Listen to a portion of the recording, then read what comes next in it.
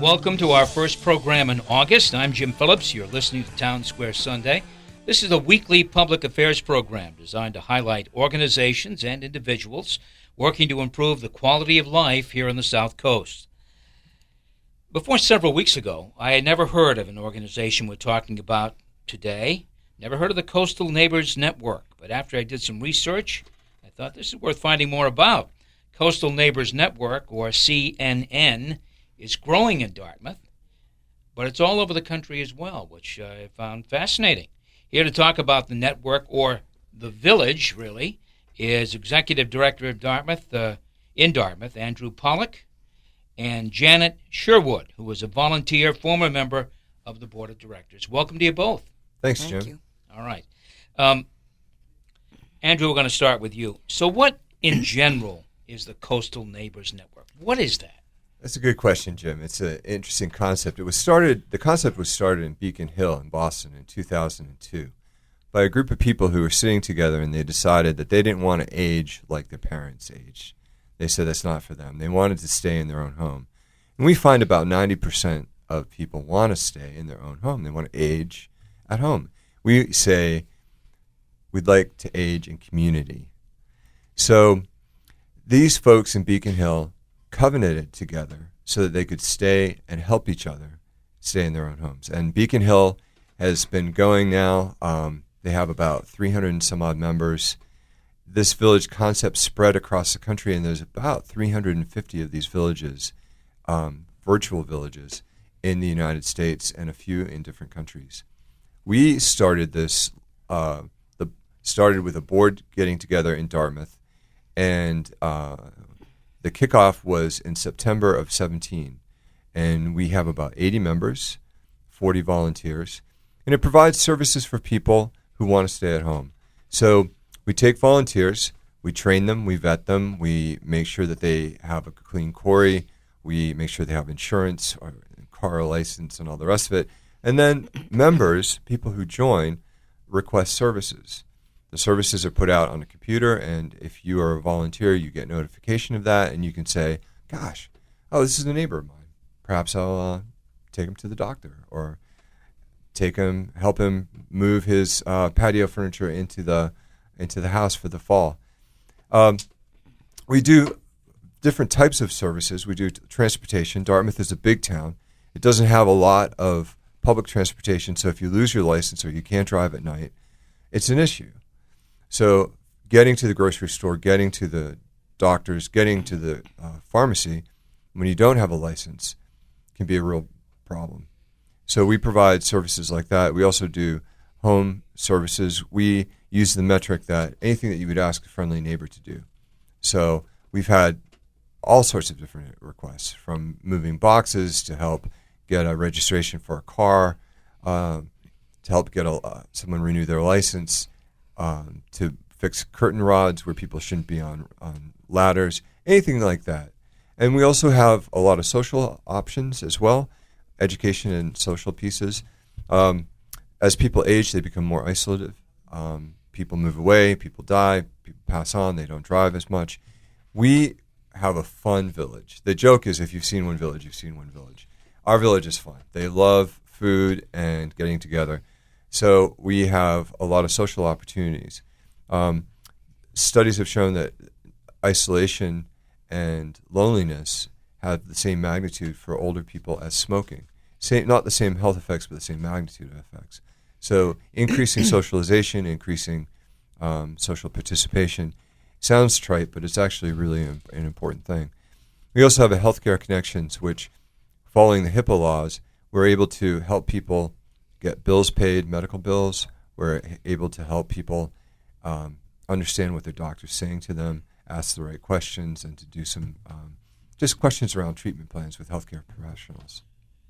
Janet Sherwood is a volunteer now. She was on the board of directors. Janet, being a volunteer, is that taking a lot of your time, or how does that work? Well, we get notification of a request for a volunteer to perform a service, and you read this, and if you can do it, if it's a day you can do it, or if it's a chore you can do, you respond. Sometimes that service request has already been taken. People are quick to respond to this request. And sometimes the request is for something that you can't do. For example, this is to climb and take a tree limb down that is hanging over the front door. I don't climb ladders anymore. But I'm sure you do other things that you can help out from, I don't know. Sure. Helping a little bit with cleaning or... One of our members planted a lot of annuals roadside last summer, and she was very specific about where she wanted them to be. So she got out her bamboo stick and made a little hole, and then I took the individual plant and put it in the hole that I had made with a little shovel. Yep. And the whole operation probably took us 2 hours. And it was kind of interesting. I learned lots of things about what she likes and what she doesn't like. And we communicated, and that was good. It's what neighbors do. That's right. We find that, Jim, that over the years, in the community fabric has broken down. And it used to be that houses of worship or ethnic organizations had strong ties, and they knew if the larder was empty or someone needed help or someone wasn't doing well or they needed a ride. And those organizations have, it's a more secular age and people are not participating as much in them and they've declined in attendance. Also, children live about 240 miles is the average from their parents. So kids are living farther away. They're not as community involved. There's not the community fabric. And what we're doing is trying to weave the fabric back together. We like to say that it's a church without religion, or a religious organization without the religion. Not that religion is bad, but this is a more what you would do as a friendly neighbor.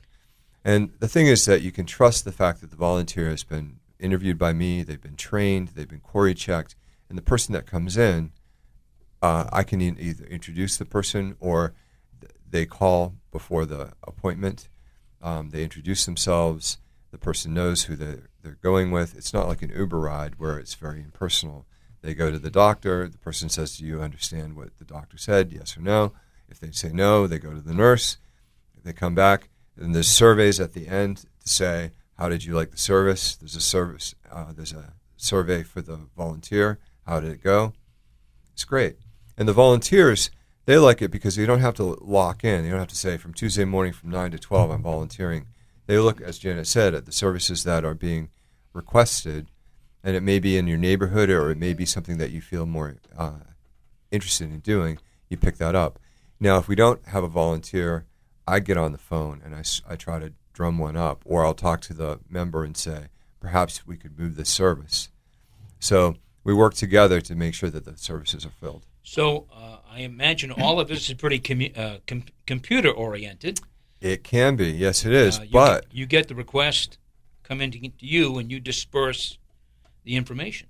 You'd be surprised at the folks that are computer savvy, and there's some people who aren't. And the people who aren't, we deal with paper, and they can call me, and I am the person who will put the service in and handle it for them. So I have folks that talk to me fairly regularly, trying to putting in the services. So there are 80 folks involved in your virtual village. As members. And about 40-some as volunteers. And 40-some as volunteers. Do you have a staff? Are you looking at them? That's it. You got it. Okay. And this is my office right here. It's my. We are on radio, but it is my briefcase. So. All right. Okay. So that's how it works. Now, some folks might say, well, gee, how does anyone make any money? Now, this is a not-for-profit group.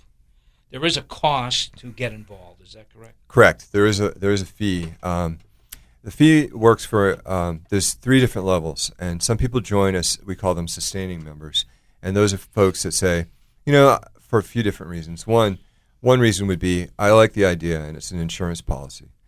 So I'd like to have this in town. This is a great idea. I'm not going to use it just yet, but I like the thought of it for me down the line, and I'd like to have it here. So they join for $350. We have people who join because they've moved to town. There's a lot of people who have sold places up in Boston and they're moving down to our area. Why not? It's a gorgeous, beautiful area. So, and a lot less traffic than the Cape. So they join because they have 80 friends automatically. And we also do have a list of vendors who have been recommended by other members. So it's sort of like an Angie's List, which is helpful for those folks. Then we have service memberships. And those are, for an individual, is about $50 a month, $55 a month. And for a family, it's about $70 a month. We won't hold you to it, but okay. Yeah, it's a little bit more than that. But we do also have subsidized membership. So if someone can't afford it, we can talk with them, and there are people who have donated so that people can join. So we've never turned anyone away because of income.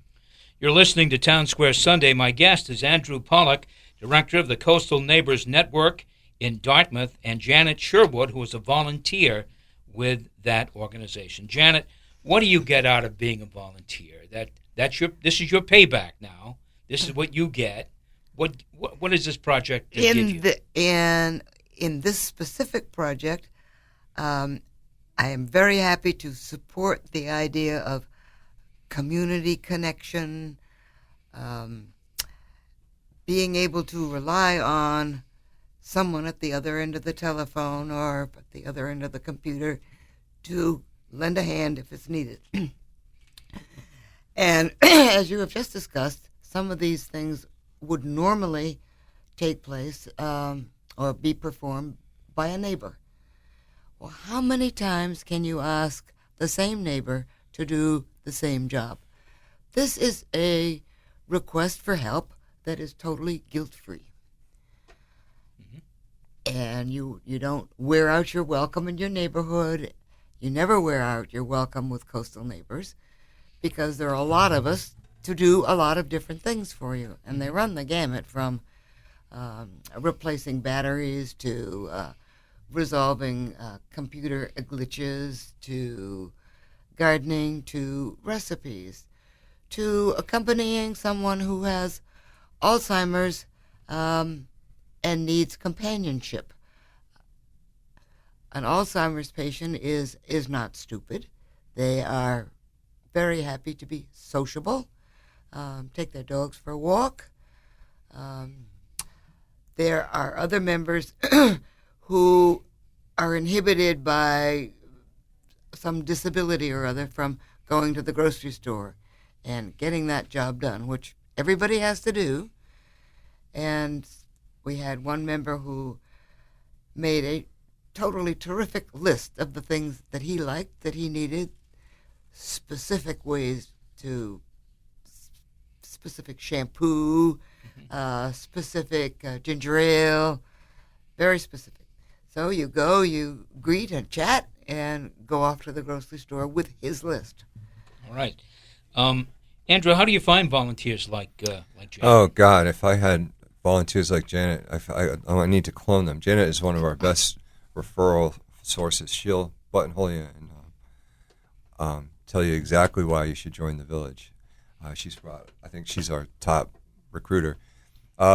We do a lot of reach outs. So, and I'm willing to speak anywhere. If you're opening an envelope, I'll go.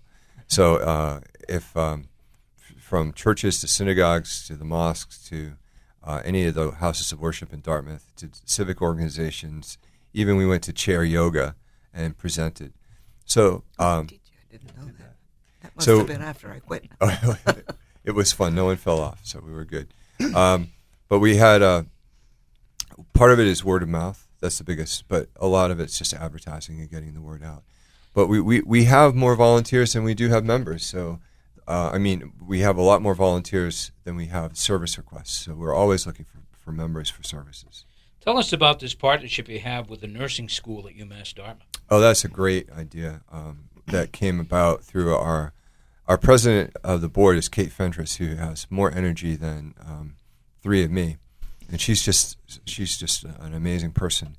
And she put a grant together with the university, which didn't happen. But what did happen was this partnership with the university nursing program, their community nursing students. Their first interaction with someone's home is with us. And our members some of our members see students every week for the semester, and we're going on our 4th semester. And at first, everyone's a little nervous because the students going into someone's home, the adults having someone coming into their home, or the older folks. By the end of it, they are just like the grandkids coming in. The members love them, and the kids love the members. And we have a celebratory lunch where the kids do a presentation.